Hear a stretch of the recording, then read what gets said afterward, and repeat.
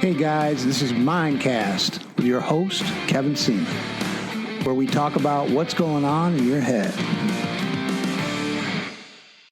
Hi there, this is your host of MindCast, Kevin Seaman. I'm sure you've heard the term IQ. These are the initials for the words intelligent quotient. Your IQ is the most recognized method of measuring one's ability to reason and solve problems. Throughout a person's formal education, they are tested on their verbal and mathematical intelligence, as well as their ability to use logic to assess and measure long-term and short-term memory. This is generally the basis for evaluating a student's IQ. But is that all? Is IQ the only measure of intelligence? Did you realize that there are multiple forms of intelligence? In fact, did you know there are over 10 different recognized forms of intelligence?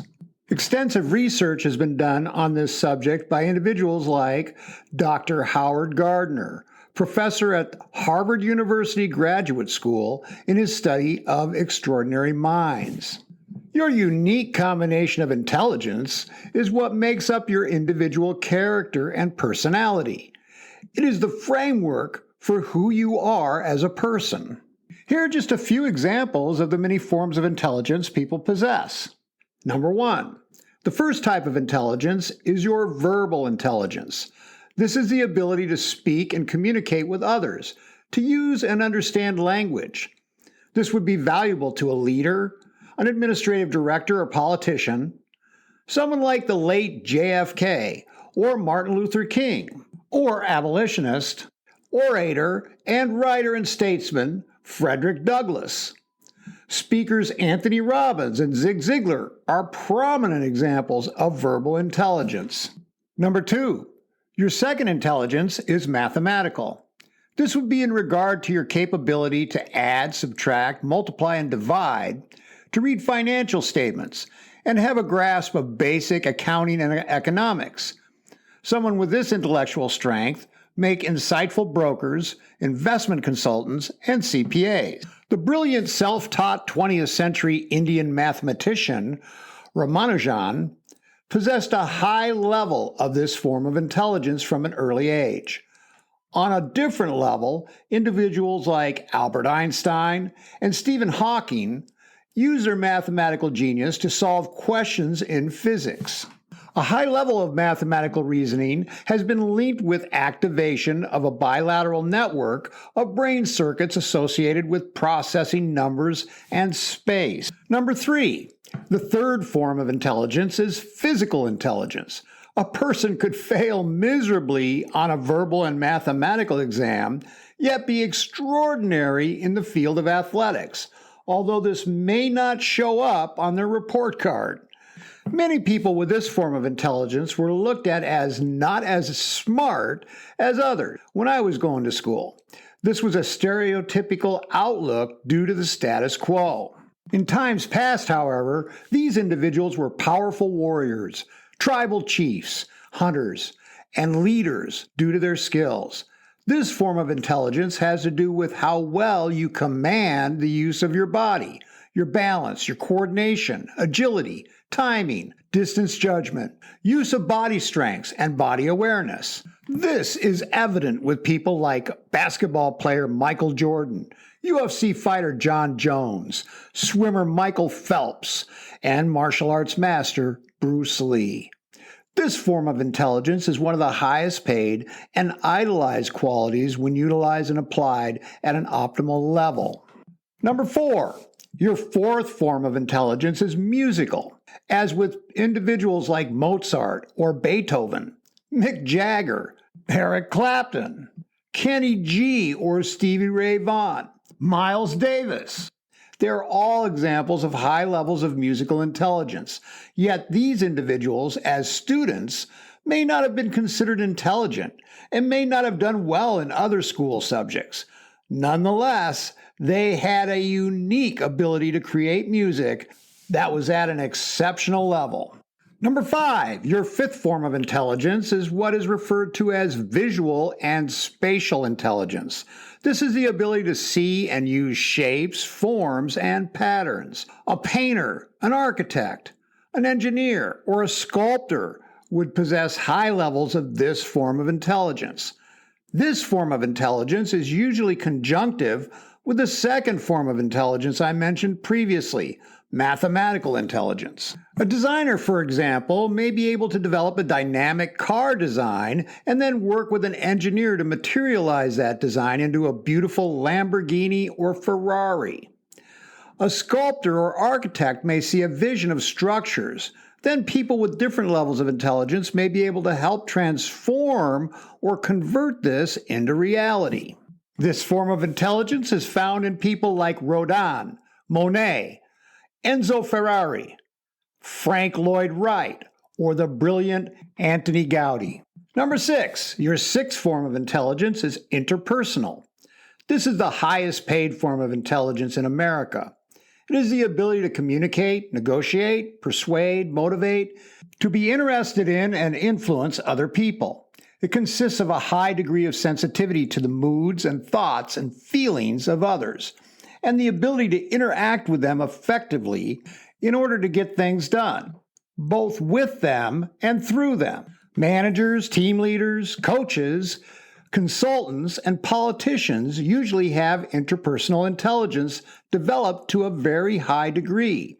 Because of this, people want to work with them and cooperate with them in order to accomplish group goals or projects. This form of intelligence is rare at a high level.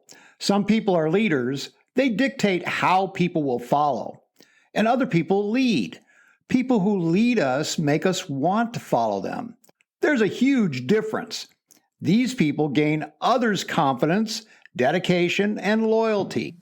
Mahatma Gandhi, the leader of India's independence movement, achieved remarkable feats through a form of nonviolent civil disobedience that would globally inspire millions. Mother Teresa led through character, inspiring people to this day.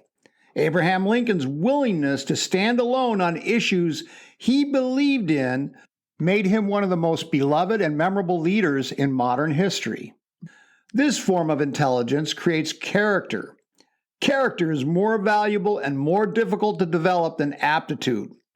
Many people who have that first form of intelligence have this sixth one as well.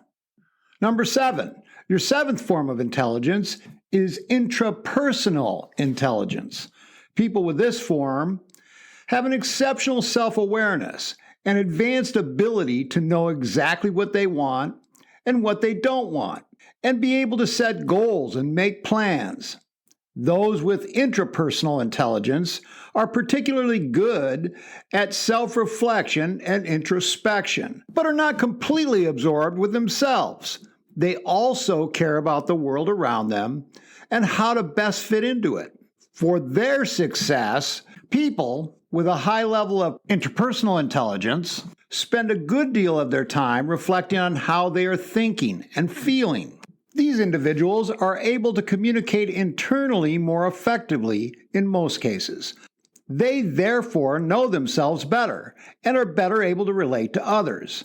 These individuals express their feelings and thoughts in creative ways, like through writing or music, and are constantly looking for new things to learn and new ways to improve themselves. Most people that possess the previous form of interpersonal intelligence possess this form as well.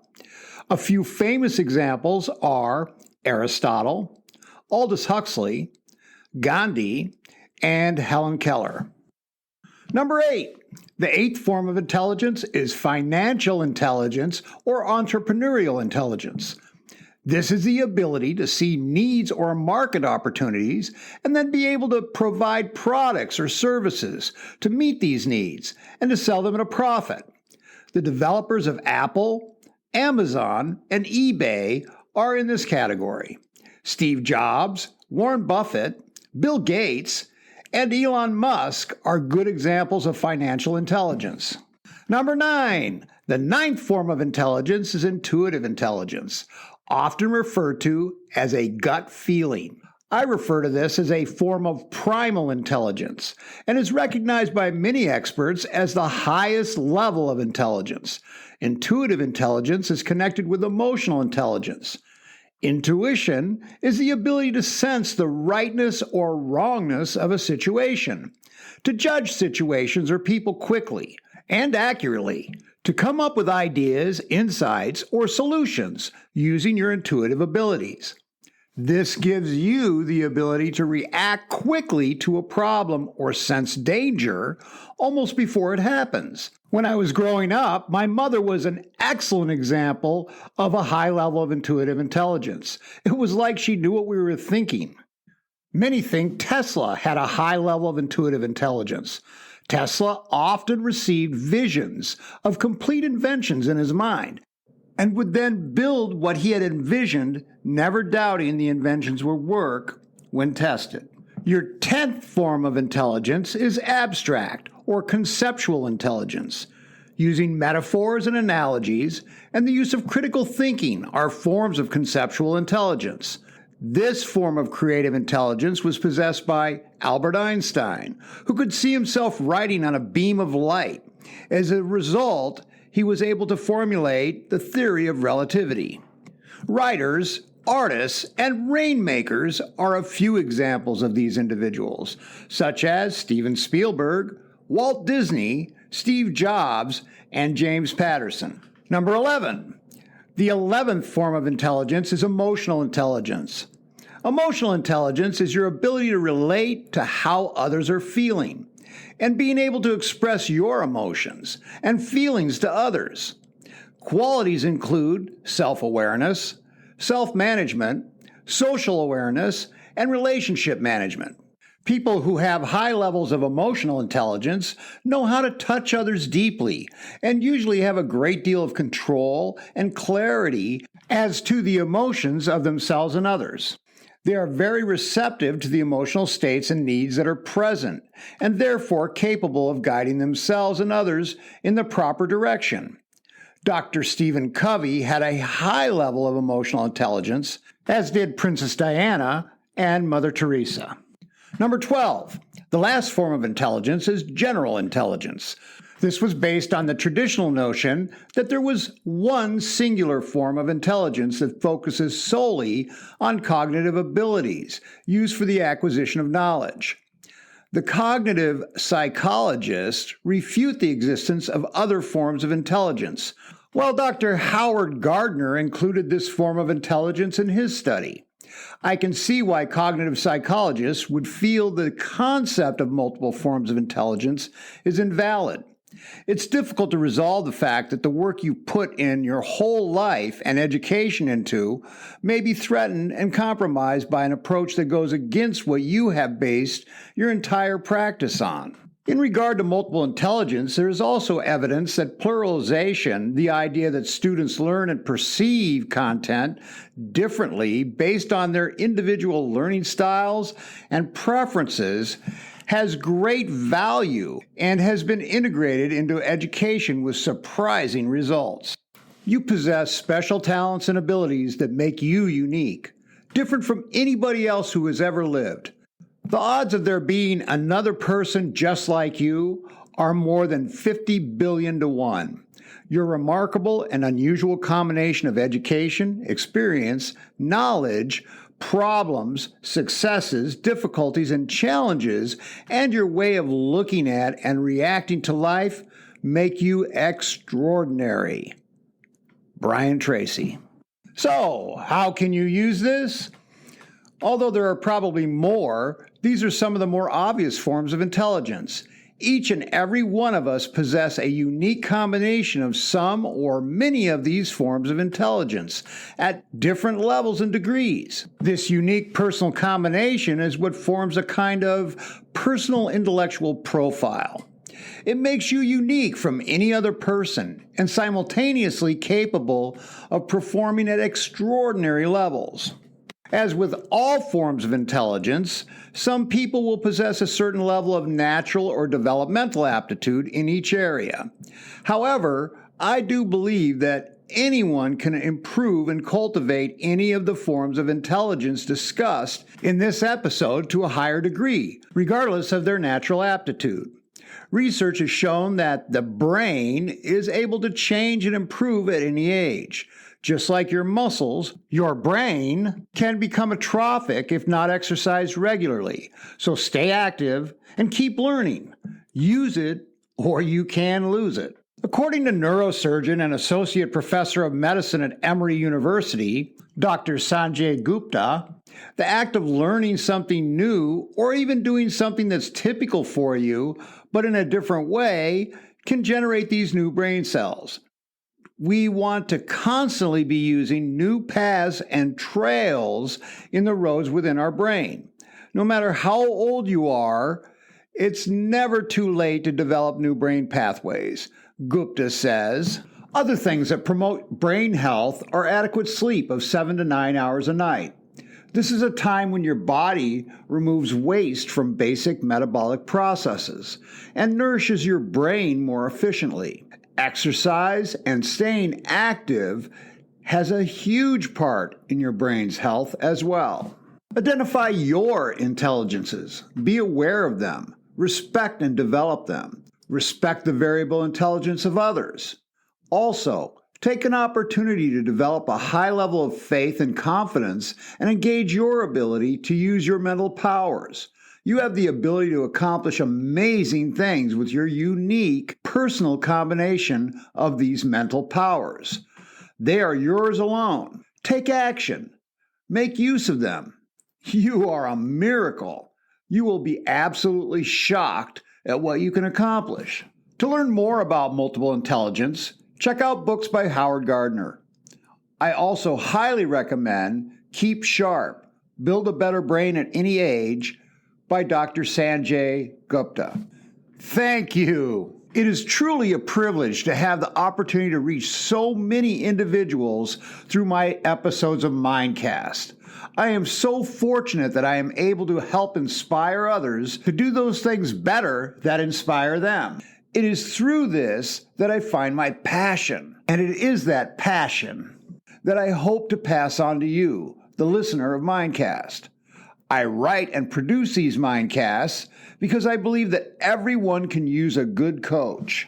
I am available for private training, consultation, coaching, and speaking engagements. To inquire, or if you'd like to book me for an event, team training, or individual training, contact me at kevin@thewinningmindset.com.